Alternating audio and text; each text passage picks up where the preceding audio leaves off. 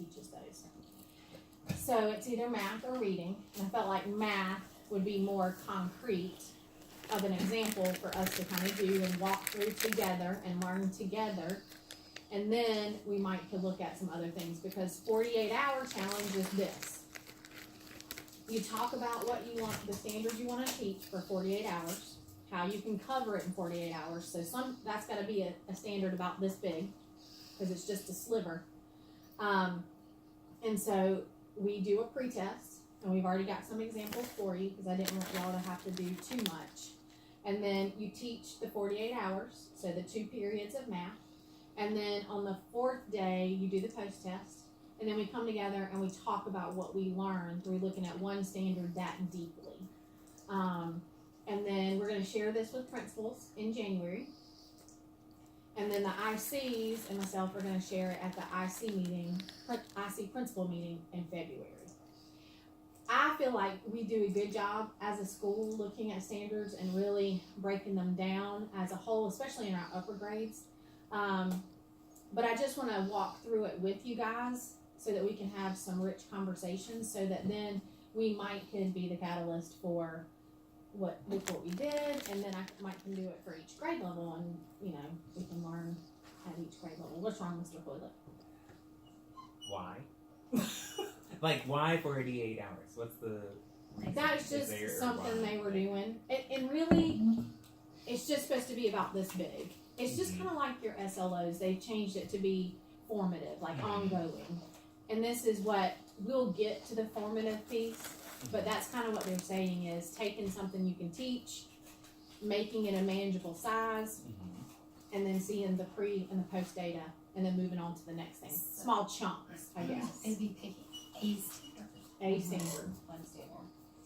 So, well, I was just gonna say, so you guys, the next unit, as I was looking today at your, where you are, and I talked to Kristen briefly, it looks like you're gonna be starting on that decomposing and composing with fractions. That's that 9-day unit, which is a short unit. So we thought we could look at that. Dr. Hooker had mentioned that week of 26 after Thanksgiving break. So, I just wanted us to kind of talk through that. That standard is pretty big. It's got a lot in that standard. There's the A, B, and C piece. But you could pick out, just A, and you could only look at, like picture representation or how to draw or, that piece of it. Or you could decide as a grade level that you want to look at the actual adding or subtracting fractions piece of it. Could it be something where we look at the data from 3rd grade and see which one they're the weakest in?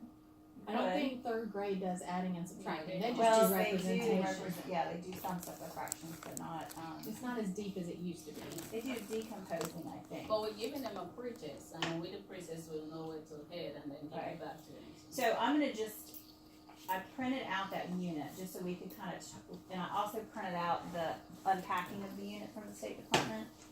And that way we could y'all could think about it and kind of look through it and decide maybe, I don't know if maybe that's not the standard we want to look at and it wants to I feel like adding and subtracting is really very simple because they're not changing denominators. It's literally just adding straight across the track. So I don't feel like this would be the best thing for y'all to use as your challenge. Yeah, and that's what we want to talk about. I feel like That's what we're just trying to go off where y'all are. right, And but I that's feel like where that's y'all- very straightforward. Like I was introducing part of that. I always just do a sneak peek to what they're gonna see next. And so we did one of those today on morning work, and they were like, "That's all you have to do." Mm-hmm. So I feel like even spending 48 hours and doing a post and that would not be. So do you feel Beneficial like for y'all. any piece of that unit could be taught in 2 days? Is there a part of that you guys feel as a grade level that would be All better? this just has is A. I don't see B on here. Or is this in this other part? That's all A? Yeah, I thought I printed the whole unit. No, off. I printed the same. it's just A. So it's just the strategies for adding and Oh, subtracting. no, here we go. A is compose and decompose a fraction in more than one way, recording and each decom- composition and decomposition as an addition or subtraction equation. and then add and subtract mixed numbers with like denominators, and then solve real world problems. Because we hit. I'm gonna chime in too for Mastery Connect. Amanda and I were looking back at that standard, and even though they have the simple addition subtraction problem, when you put it in the form of like a word problem, that's where they struggled at the end of the benchmark last year in 4th grade. Sure. So it might be something to go a little bit deeper, like maybe that's more surface, and then maybe kind of. But A is just equations. It's not. It doesn't go to problems until C. Right. It hits But C is where it says. This just says the equation. at the bottom of the known too. It says apply strategies to solve. Okay. So while we're working on A, we can pull in what problems at the same time. And again, I mean, I don't know what our timeline looks like. Is this not the best unit? I mean, I don't know. But That's usually, it. if we're finishing up with division and we're starting with fractions, I like to get an idea as to what they already know about fractions, because sometimes they still have some misconceptions. So I start with real basics, basic with them, and then build on it. So I haven't looked at that unit yet. Usually I don't start with compose and decompose right away. I go back with them. So I'm going to look to see. So this is an idea of how they're kind of tested on decomposing and composing. If y'all want to kind of look at that and see. And then this was a pretest off of Mastery Connect. If y'all want to look at that and see if there's pieces of this that you could do. This is a unit assessment And then this for is decomposing and composing. so. Okay, so they want us to start right there apparently, because the kids we assume that kids already have the basic. There's the Mastery Connect. If y'all want to pass that one, or just this is just ideas of how to maybe pick out one piece of it.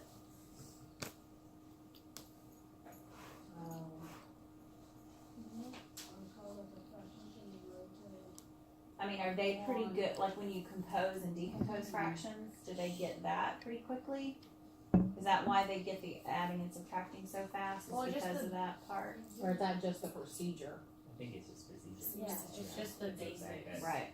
So maybe, Of it, but when it's getting into like the mixed numbers here, like 1 1/4 minus 3/4, then they've got to know to make the improper fraction, and then so that I don't feel like is a two. Like it's just hard to find something that's Right. 2 days.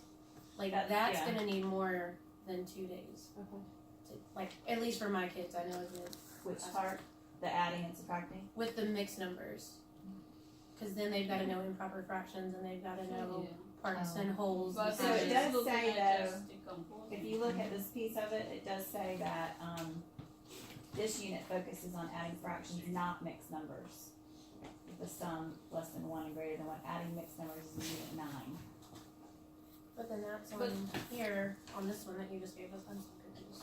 Well, the 48 hours could only be, couldn't we just work on the A part, compose and decompose a fraction?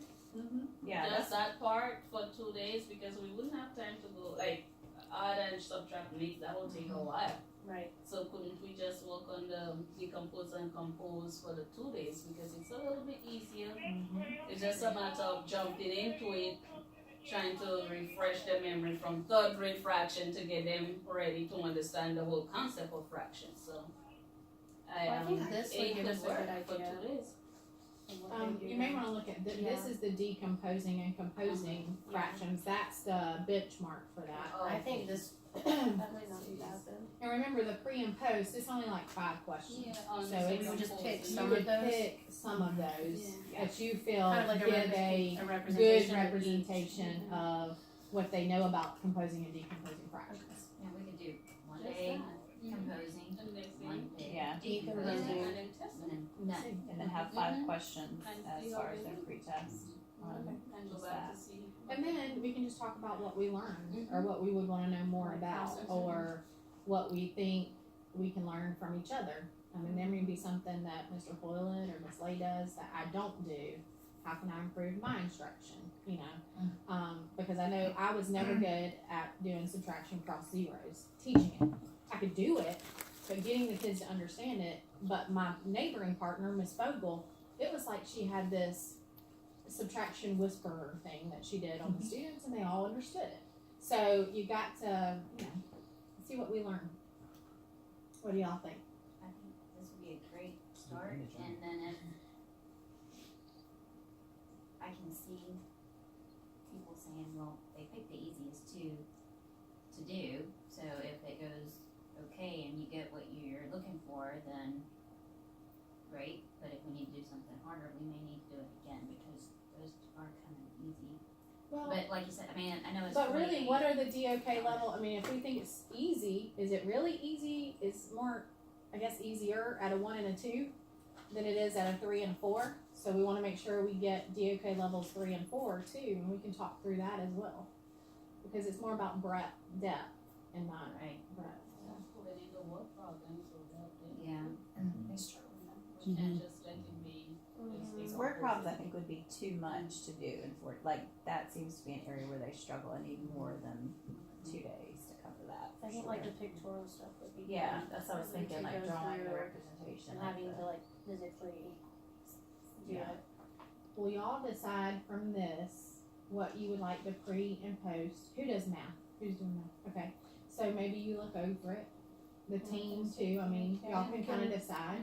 And what 5 questions you would think would be a good representation for a pre-post on composing and decomposing. I mean, and y'all can use that post test as a quiz or minor grade or however y'all want to do it. Now the post is that going to be like a full like 15 questions? No, No, it's the same 5. It's 5 and 5 It's just, still. it's just a quick representation. Okay. Does that make sense? Mhm. Okay. We can do it.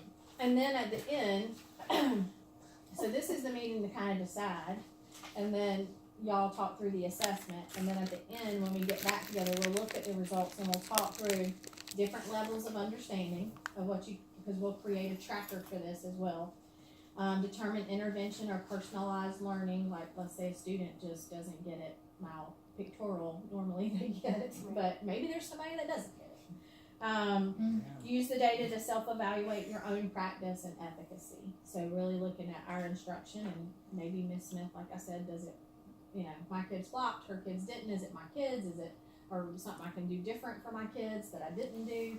And then we'll talk through some other little pieces of it. And then this piece of the video, along with that piece of the video, will be shown to at the principals meeting to kind of show them the process. So we'll see what we learn through it. Yeah. Sound good? Sounds good. This is right up our alley. Right up your alley. We reflect, don't we? That's why we're always behind.